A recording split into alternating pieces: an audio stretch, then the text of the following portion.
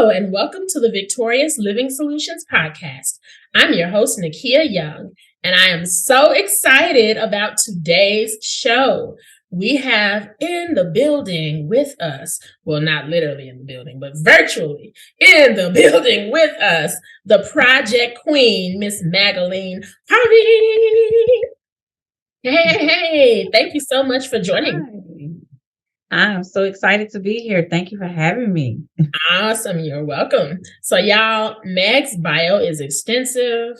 So let's get into it. Magaline Harvey is an accomplished project management consultant and is currently working with ACS Professional. She is a trusted member of the local PMI chapter in Atlanta, Georgia, and shares her knowledge within the PM community by hosting informative webinars, attending various networking events, actively placing effective project managers, and even forming a project management task force of volunteers to provide value to projects. Magaline has overcome obstacles and established solutions, we like that, with her clients for culture change, process improvement, marketing strategies, and change management, all leading to successful outcomes. Magaline encourages strong project manager behaviors and is influential through her executive coaching and corporate programs. Magaline Harvey served as a senior trainer with PM Study, helped develop their curriculum, and built a 13-city company into an international leader in project management training. Magaline also served as Vice President of Business Development and created their digital transformation into social media marketing and evergreen training.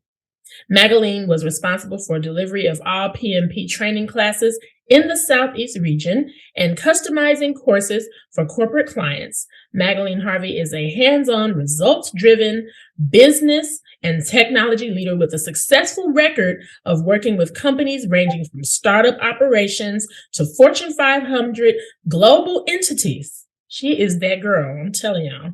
Her broad-based expertise includes project management consulting services to private and public businesses. She has been recognized as an empowering motivator and mentor with a unique blend of technical depth, interpersonal strengths, and business savvy. Adept at building and leading diverse cross-functional teams and matrix management of complex projects. She is that girl, Miss Magaline Harvey. All right. Yes. Yeah. So let's get into it. And we're titling this episode, you guys, it's called Managing Life with the Project Queen. So we see how you manage businesses, and we can get into that a little bit too.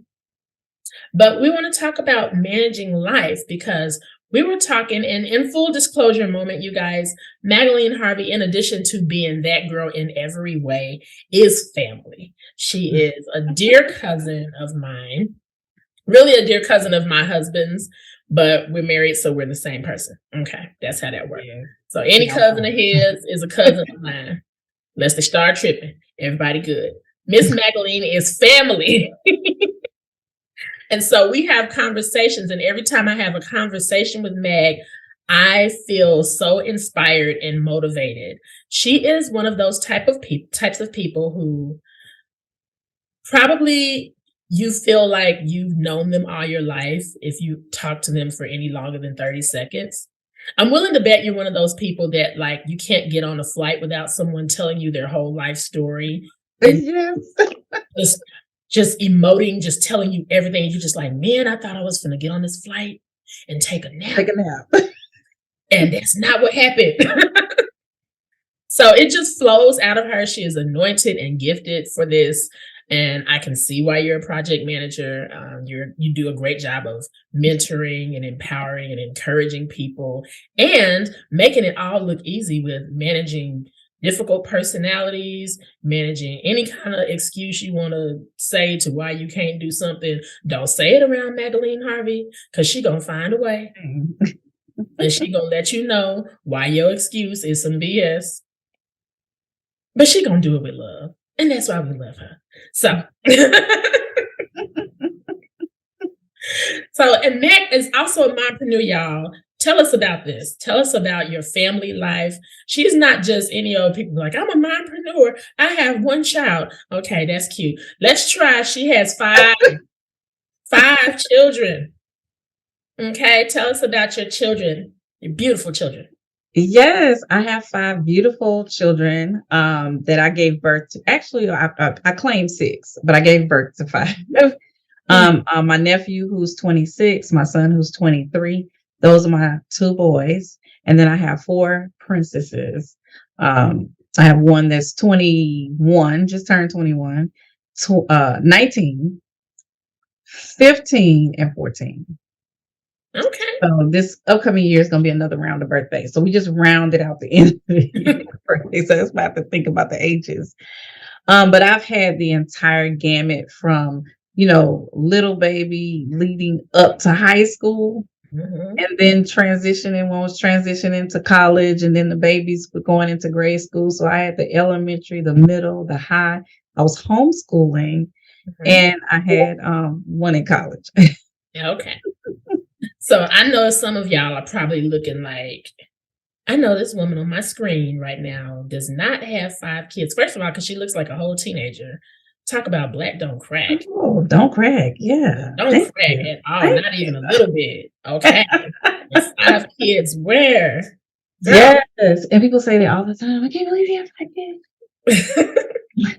kids. So tell me, and you guys heard the bio I just read. So it's like 5 kids, this bio with all these Fortune 500 companies, if I could talk. What is your secret sauce? How are you managing all of this and making it look easy? Because I know people probably look at you like, how is she doing this? And doing it well. You can be doing a whole lot, but not be doing it well. You're doing it and doing it well. So what's your secret sauce? You're welcome. Thank you. My secret sauce is, to be honest, I have a strong faith foundation, Amen. Relationship with God, and I definitely spend time praying and getting wisdom. So it helps me to demystify complexity. It helps me to get multiple things done at the same time. I'm that person that can have a lot going on and still sort of, stay on track. Yeah. Anybody else would be so confused, like, wait a minute, but I thought this was happening. I thought that's happening too. So yeah. And then raising my kids, with having a large family, they're all different. So I've always had this mentality of where I am is where I be. I used to joke with the kids saying that all the time. Where I am is where I be. So if we're here, if we're present and we're at home and whatever we're doing, that's where we're gonna be, right? If I'm doing something with business, that's where we're gonna be. So I maximize whatever I'm doing in that moment. Yeah. That's all we can do. That's all we can do. Now, where would you say, if you had to pinpoint a moment in your life, what would you say triggered this level of resilience that you have in being able to, because I've seen you deal with some chaotic situations personally and professionally, and just be just as pleasant, and still, well, praise the Lord, like still in a positive mood, still saying what thus said the Lord. And even if it's a stressful situation, just being like, okay, I got this because God got me. I realize that the joy of the Lord is our strength. And I know that may sound deep, but I'm the person that I laugh a lot. I don't take myself serious. And sometimes when people are taking themselves so serious, it looks like an act. It's almost like if you come outside of yourself and you're watching this thing transpire. And sometimes people can take themselves so serious and they could just be so rattled by whatever's going on. Yeah. I take time and laugh. Even in a workplace, I've had coworkers like serious. They are so serious. And I came in like, why are we so serious? And when they're explaining, and this happened, and that happened, and this is how this is going, and people upset about it. Yeah. And I just start laughing. I say, you gotta flow with the punches. And I said, all right, so here's what we're going to do now, you know? And I think it gives you freedom when you lean into something and you realize that it's funny to me also because an answer is coming, right? There's no need to have a permanent attitude for a temporary situation. Say that again. Seriously, there's no need to have a permanent attitude for a temporary situation. Amen. It's a moment in time. This too shall pass. It's one of those things when you think like that, when you operate like that, and you have your moment where you may get rattled for a second. Yeah. Then you catch yourself and be like, okay, let me tell you about a funny moment in class. I was teaching a project management class. It was like 19 people in. I don't know how I got tripped up. But I was all in. I was going in. I was teaching. I wasn't watching where I was going. And I had like this long, big, those big banners? Yeah. That should have been on somebody's wall. I had it on a podium. Like it was for it to hang down. Part of what I wanted them to see was the part that was hanging down from the podium. Okay. And I tripped on it. And what I actually had holding it up was, I think I had like 4 or 5 water bottles, and then it was a stack of books. It was a whole situation. So as I'm tripping, and I'm the whole thing's coming off, stuff flying everywhere. I'm cracking up. I was like, y'all, this is a YouTube moment. It's like, y'all do not. I turned, I was like, y'all do not put me on YouTube, okay? You had a full Beyonce moment. Some people were like, it Yeah. was all kind of reactions. It was like, I was feeling bad for you. When I laughed, it gave everybody the freedom to laugh. I was like, now y'all know that was funny. I was like, you would never live this down. You won't forget any concept I taught, because here's the thing. When you don't pay attention, life will trip you up. Look, I made a whole lesson. So I learned to laugh. I really have, even in straight foolishness. That is true. Because let's just imagine that scenario if you didn't laugh and you just like tripped all over everything, knocked everything down to the floor, and then got up like y'all didn't see that. That would have been the most awkward training. Oh my God. It was people jumping up, grabbing stuff. I mean, everybody just felt, they were feeling, I think they were kind of feeling bad for me. And then when I was laughing, I was like, hey, don't y'all put me on YouTube? I'm laughing, doing all that. Yeah. And then people just start laughing. Like, oh, okay, laugh. I was like, that's funny, and then they all started laughing. And I've had so many people come to me afterwards going, I don't know how you do it. Like, I don't know how you do it. In that moment, I would have been messed up. Class would have been over, shut down, we done. That's what somebody told me. And I was like, no. Even when I've done like class training, I train trainers, right? Yeah. So I would role play things that could happen in class. And I would take whatever's going on and incorporate it into the class. That's how really you control the classroom. Yeah. Classroom get out of control when you're trying to verbally, like, over the top correct. Yeah. And the person is resistant anyway. So that's just an argument and a waste of time. So I'm going to just agree with you. I literally said I'm going to teach a class on how to deal with a narcissist. Just agree quickly and then keep going with whatever you were going with. Like, stay on topic. Keep going with whatever you're going with. Because that keeps stuff going. So yeah, main thing is, I guess, to circle back to really answer the question, don't take yourself so serious. Yes. Could you imagine God and the angels in heaven just cracking up on how we live in this life? They are probably like really laughing. Or you could just see an angel just holding the answer, just doing something like, well, eventually, I guess they'll walk away. Well, maybe they'll see the dollar that fell on the ground. Maybe the wind will blow it. All the science creation trying to get you to see something, and you over there stressing out. I can imagine what heaven is going to They be. probably have a lot of laughs at all of our Oh expenses. my God. Yeah. It's probably Like, maybe I should just pray about it. No, I'm going to get on Facebook and complain. I know they just be like, oh. And then your phone ring, and then you just let the person have it. And this Right. happened, that happened. And I don't know what I'm gonna do. And let me tell you, I've had people do that. They'll call me and they all rattle. I mean, they just going deep, and of course I don't laugh at them because you have to be sensitive. Yeah. But I'll say, you know what? I don't have an answer for that, but I know who does. Let's pray. Mm. And then we just, get to praying. Yeah. So yeah. I love it. I love it. So that's her secret sauce, y'all. It works. I'm Her telling you. secret sauce is G-O-D. It is. Okay. It is. All right. Now, this is a good one.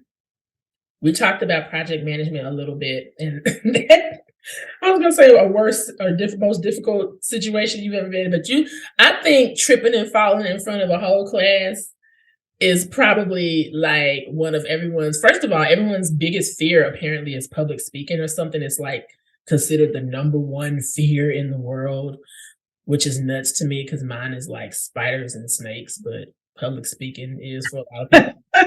So you get up to speak in front of some people that have paid good money to get trained by you, and that happens. Like, What? Yeah. That would be a worst case scenario or situation or whatever for a lot of people. But let's talk about the best experience you've ever had managing a project. What's the best project you've ever managed? Oh man, I had a project that I did for a huge church, and that was one of. And I'm saying, if you know how a project turns into another project turns.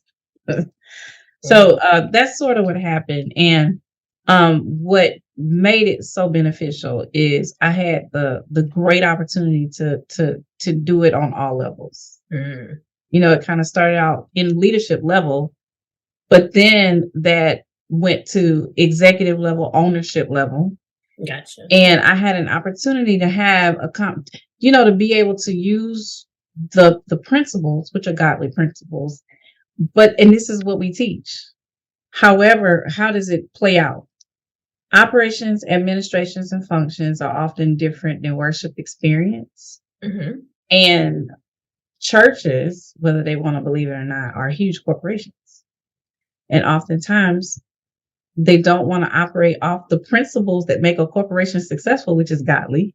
Mm-hmm. And they're on a faith situation without words.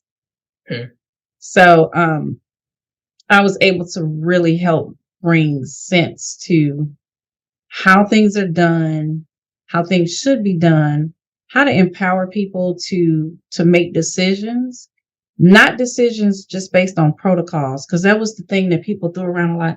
Oh, this is the protocol, this is the protocol, this is protocol. Yeah. But the protocol is layered with bureaucracy, and it doesn't work. But this needs to be done, and I can just walk over there and do it. Like, God don't have 30 layers to get to him. Ooh, child. Help the people. Each one of us has a personal relationship, right? And at any moment, according to our belief, we could just go to him.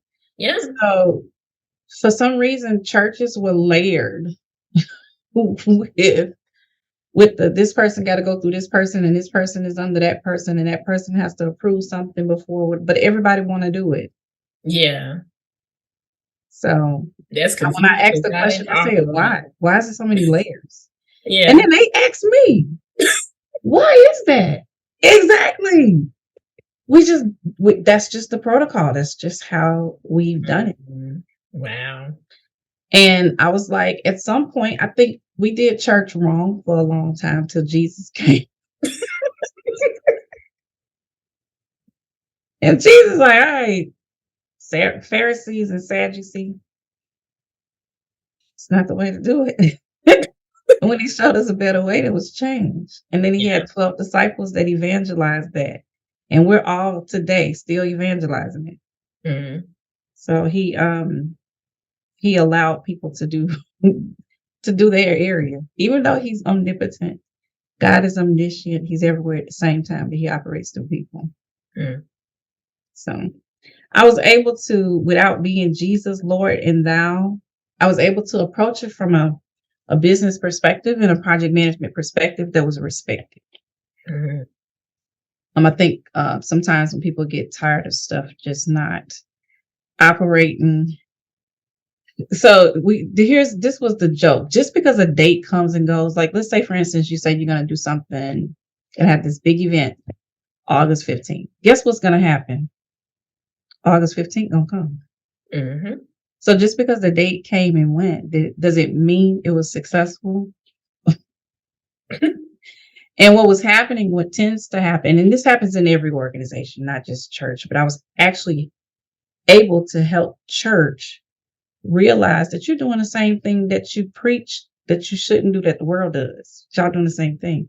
Because Right. what happens is if people can't be honest and speak truth to power, they're gonna not tell the truth, and you're gonna be working off bad data. Yes. Right. So if you're working off bad data, meaning people are hiding things from you that's relevant that you have to know and you need to know, you're thinking this was successful. We're gonna do this again. Right. Folks so excited that it's over, and then nothing was documented. It happened by winging a prayer. There's certain things that didn't happen. It was just an illusion that it happened. And then we're just in this redundant cycle over and over and over and over. So when I say we went in and flipped, I'm talking dismantled, blew up protocols and processes and things that just did not work because computers have taken over what paper used to do. Yeah. You know, we used to have the person with the buggy that walked around inner office mail. They still had inner office mail, by the way. But really, it's an email. Save the legs, okay? Like it was that kind of stuff. Yeah. No, there was a lot of waste, inefficiency. And think of like a huge business with over 100 and some employees, and every employee has a fax machine on their desk. Who's still faxing? Mm. And when you print, there was a centralized printer that different people were going to. So you got a fax machine and a centralized printer. You realize that the centralized printer faxes too. So, but they didn't know. It's whoever has the shiny object that comes to the pastor or whoever's in purchasing power and say, hey, you need this. So that caused them to have a lot of tech debt. So tech debt is where you got Microsoft Word, you got Google Word, you got Google Docs, you got 5 other Word applications, Redundant. and you're paying for all of them. Wow. You know, and they all do the same thing. Yeah. And you got one that captures donations and one that sends emails. And this one do this. Well, why did you buy it? Well, that one because it sends an email from the system. Well, everything sends email now. So we were able to, I'm talking streamline, and I use Six Sigma to do that. Six Sigma is a methodology that you use to eliminate waste. Was able to get all the waste that they had, all the extra dollars that they were spending. You see me, I'm on YouTube. Slinging hair. Yeah. But yeah, finding all the tech debt, getting rid of that, helping put the round peg in the round hole, the square peg in the square hole. I'm like, why is this person running facilities when their background is something totally different? Yeah. It takes an engineering expertise for this. This is what's missing. This is, you know, so we were able to help them. And then I brought in a task force of experts who they do this in real world that was able to volunteer and help out and also work with the employees who had not been outside that environment. Some people had started working there at a young age and kept the job, you know, because of their loyalty, and they had not learned outside of that. So they don't know. So we were able to really, really help develop a lot of people. So it was wonderful. I love the project. That would be one of the best projects I would say that I've had. I love it, girl. Now that everything that she just said, you all, with just untangling things being made just overly complicated that really should have been simple and simplifying everything. She's an expert at doing that for companies, but she's also got some really good tips for how to do that in your everyday life. Oh Because yeah. how often do we just make life more complicated than it has to be? So let's get into this. Let's give some advice to some stay at home moms because you were a stay at home mom for a little bit, kind of entrepreneurial homeschooling. How did you find ways to make money from home? Because I know that there's some moms out there that heard that part of the story and was like, wait, how did she do that?